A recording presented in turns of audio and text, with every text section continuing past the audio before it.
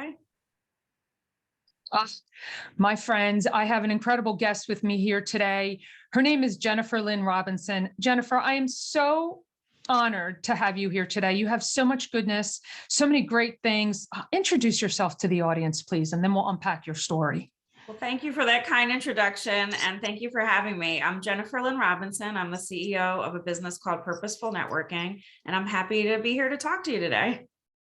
I'm happier that you're here as well. So, Jennifer, you have an incredible story. You had an accident. You've done some amazing things. You've done a TED Talk. We're going to talk about that and all the great things that just your positive and empowering self. So, but let's talk about how it started with you.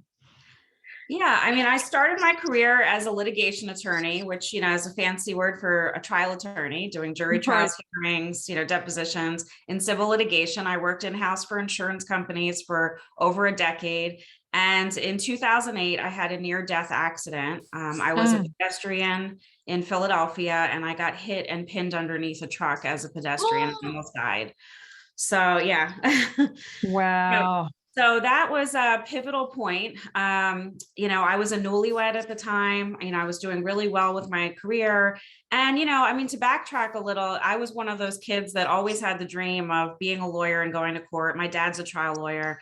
I always envisioned that. And I took all the steps and did all the right things to get there and be a success at it. So to have your life turned upside down like that is very difficult. Obviously there's the idea about, you suffered very serious physical and mental challenges. And the most serious of that was the most long-term consequence for me, was a traumatic brain injury. So that's what took me out of practice. Yeah. I mean, I couldn't, at the time, I couldn't remember my files. I couldn't find words. I couldn't think on my feet, to do depositions and hearings and listen to people's testimony, ask them the next question. I couldn't do that. I couldn't sit in rooms with multiple stimulus or lights or conversations. I was suffering from anxiety, depression, anger, PTSD, and that was all in addition to multiple surgeries and all kinds of physical injuries that I had to get past for a number of years. So, it was tough. Yeah, it was tough, but what an incredible story of resilience with all the great things that you're doing today, with that beautiful smile you have in your face. Like, you've done some incredible presentations, you've done a TED Talk. So where did that accident take you? Let's talk about that. Like, we can talk about today, but there's a little bit of gap in between, which I think is just brilliant. Let's talk about where it's taken you. Yeah, I mean, ultimately, to make a long story short, I decided to try to go back to practicing part-time against all my doctor's orders after about 6 months, when I was still heavy in rehab and surgeries and all of that, and try to do more of a desk job. And, you know me, I'm not a desk job person.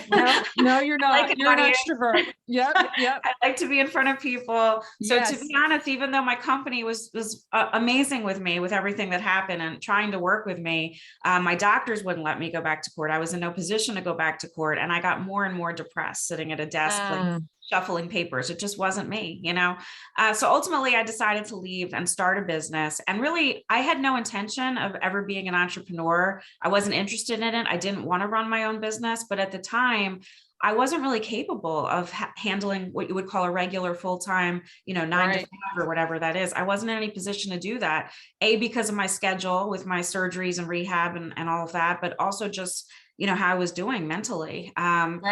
Whether I could sit at a desk for 8-10 hours a day, it just wasn't something that was feasible for me at the time.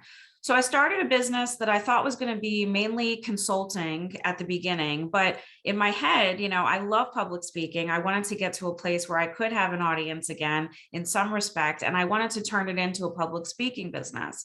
At the time, it was suggested to me in rehab that I should reconsider a career in public speaking. So that was probably the toughest thing I had to hear. Not that I can't do it, never do it, but just, it will be extremely challenging for you to go back to doing this again. And you should really rethink it and do something else. So that was tough. That was very hard. That is very hard. It is a dream. It was a wish. And to hear that you can't, that's a tough one. That was tough. So yeah, so I started the business. It was mainly consulting. And then as the years passed and I got better and more comfortable, it transitioned into mainly a speaking and training business with a small part still consulting until the pandemic. When of course, everyone's lives were turned upside down. Yep. So of course, the business model at that point had to change again, like everyone else. Like everyone else. So let's talk about the great things that you presented in your TED Talk then of your story. Yeah. So for me, you heard about what I said about the public speaking and the challenges with that. So in Right. my mind, I'm a very stubborn person and I'm very determined and I get very focused on goals. Now, what I've learned over time is it's good to be all of those things, but sometimes I'm sure like a lot of people listening, I'm very hard on myself and your goals don't always happen in the time frame and in the way that you want them to. So the TEDx talk was definitely that for me. I applied for 5 years to multiple TEDx's around the country. Wow. Rejected, rejected, rejected. And I was determined. I visualized myself on that TEDx stage, sharing my message. It was important to me personally. It was important to me feeling like I could help people who have had to have their lives turned upside down. Doesn't have to be because of a traumatic accident like I went through, but for all kinds of reasons, and know that they can move past it. And how I was able to do that and hopefully help people out there do the same. So it was extremely important to me on a lot of levels. So I applied. And then finally, I was scheduled to give the TEDx talk at the University of Arkansas the week the country shut down in 2020. Wow. So when you Wow. talk about, things not looking like you thought they would, for all these years, I thought I'd have that moment, the TEDx logo behind me in the red and the audience and the interaction and the engagement. And I was not able to do that. I taped it in an empty studio here in Philadelphia during COVID lockdown with no audience, no logo, no engagement, just trying to give the best talk that I could and put it out in the universe. So, talk about, you met a goal. I still am, a couple years later, thrilled that I met that goal, but it did not look like how I thought it would. Right. But I love there a number of things that you said, but what you used was the visualization. That is Yes. what, athletes use, Olympiads. And as you're describing it, I'm seeing it. I'm seeing you visualize, seeing you in front of that with the TEDx, the red TEDx behind Yeah. you. And you did it. I You did it. did it. Like Yeah. round of applause. And, you persisted, you knew this goal. And I think this says a lot about what we need to do as people. Like we have a goal, you have so many deterrents, you have so many distractions. You want it to happen, it's going to happen. I love that story, Jennifer. Thank you for sharing that part of your heart, because you're absolutely right. You put your story out into the universe and you're helping people. Like amazing. Thank you. Yeah. Yeah. So you do, what are some motivational things then that you share when you work with corporations? Like, is it a one-day program? Let's talk about that and how you help people. Yeah. So my business model, I teach a lot of strategic networking, communications, public speaking, workplace relations. I work one-on-one with people. I work with companies. I do keynotes and things of that nature. Obviously, for the last 2 years, almost everything has been virtual. Right. I wish it wasn't, but that's the world that we're in. I even had a few things lately that I thought were going to be in person that moved back to virtual. But in any case, I knew that once I shared this TEDx, I really wanted to transition some of that into the motivational speaking. And I talk a lot about dealing with change. And if you look at the research, and look at how we as a society deal with change, the answer is not well. And I also don't deal with change well. Obviously, I deal with it better than I used to. But, Sure. when I say I don't deal with change well, like I'm the kind of person that orders the same thing at a restaurant. You could tell me about 5 specials that all sound good. And most likely I would say, why would I try that? I like what I like. I've had this here before, right, and I know it's going to be good, So right. I mean, that level, So I think, we don't deal with change well. And I think that the better that you can deal with change, the more that resiliency muscle develops, so that the next time you have to deal with it, it's easier. You know that you've been there, you've hit rock bottom, you've seen what rock That's bottom right. looks like, right? So it was interesting when the pandemic started. I feel like a lot of my business did move towards that kind of change and resilience, because as a society, we had to look at the challenge of having our whole lives turned upside down. Now, I had already been Exactly. through that challenge in some way. And I know I'm not the only one. There are other people out there that for a variety of reasons have had their Right. life turned upside down. But as a society, we all went through that in March of 2020 about We basically all having went the through it. rug pulled out, right? Yes. Right, right. It was supposed to be 2 weeks. I don't know if everybody remembers that. We're going to I shut know. down for 2 weeks, which ended up being more like 2 years. Yes. Yes. That's a big gap of time we're talking about here. There was a lot of adoption, but yeah, I mean, and then talking about normal, I'm like, well, maybe we weren't normal about, going back to normal. There are things that we have to change in it. And it really has caused people to reprioritize. I know there's a lot of people rethinking about their, work and, perhaps doing something different and, going into a totally different industry or not working at all. So there's a lot of upheaval, and you're absolutely right. We had to go through it all at the same time. There's a lot there. Yeah. And like I said, I think it was a good time for me personally to be able to provide guidance of, I've been here, I've seen my whole life turned upside down, and here are the things that helped me that can help you anytime you're in, hopefully not this national, worldwide pandemic situation, Right, but with anything right. in your life, it's a divorce, a loss of job, loss of, an illness, bankruptcy. There's so many things that people go through that are so challenging. And unfortunately, a lot of times we're not going through one of them at once. I mean, I'm sure that, That's right. a lot of people listening, and I know this has happened to me, like, unfortunately, bad things tend to happen in clusters. So, when you think you can least deal with something and you're trying to deal with one thing, usually there are a number of things that happen, and your mindset, and how you can deal with coming out of that is very important. And, I want to just say that before we move on is I don't want anyone sitting there listening to this to think I was just able to bring myself out of this. I don't want to get too much more in the weeds about my accident and my treatment, but at the same time, I realized very early, like within a few weeks of what happened to me, after surviving, after that initial euphoria of surviving Right. something like that, that I wasn't going to get through this on my own. And it wasn't just a matter of all the medical doctors and surgeons that had to help me. It was, I needed a lot of mental help. I was not going to just be able to buck up and just be strong and get past it. So anybody listening, there's no shame. One of the things that's been great about this pandemic is how mental health has come more to the forefront as something more acceptable to talk about.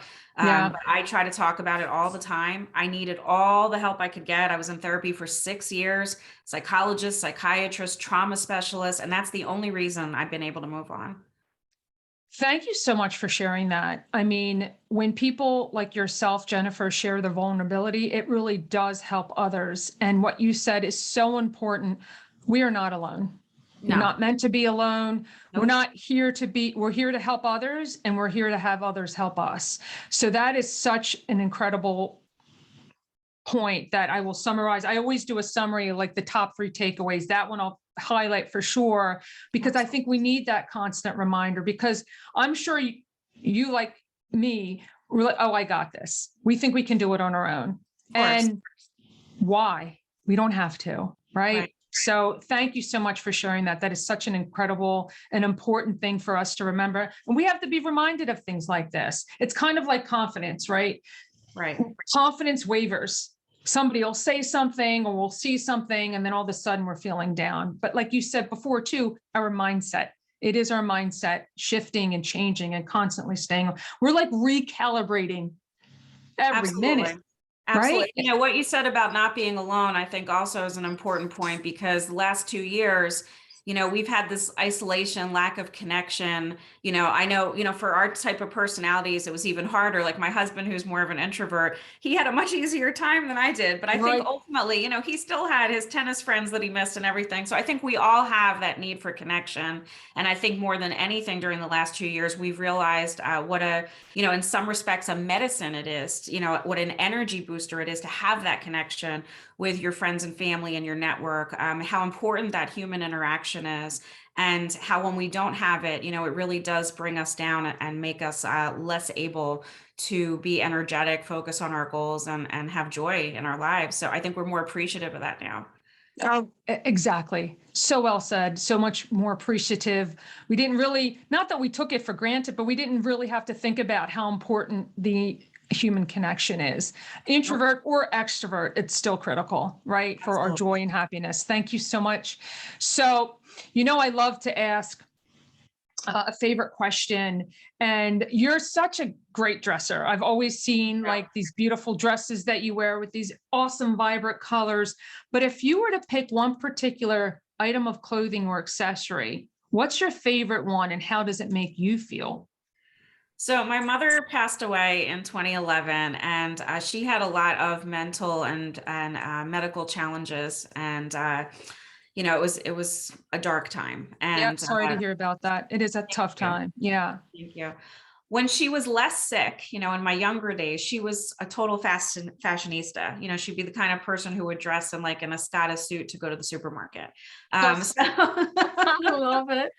So I mean, I definitely get like my fashion and sense of style from her. So I have pieces from her that are really special to me. But one in particular, she had this amazing sapphire and diamond ring, and I got ownership of it, after she passed. And it's something that I bring out on special occasions. Like I remember for a number of years, I really wanted to be on the Power Women list for Mainline Today. And finally, I think it was 2017, I got on the list and I had the big luncheon and had family and friends come, and I wore the ring. And I remember taking a picture of it, here I am, and here's my mother's ring, and it's so special to me. And, there are moments where I always bring it out.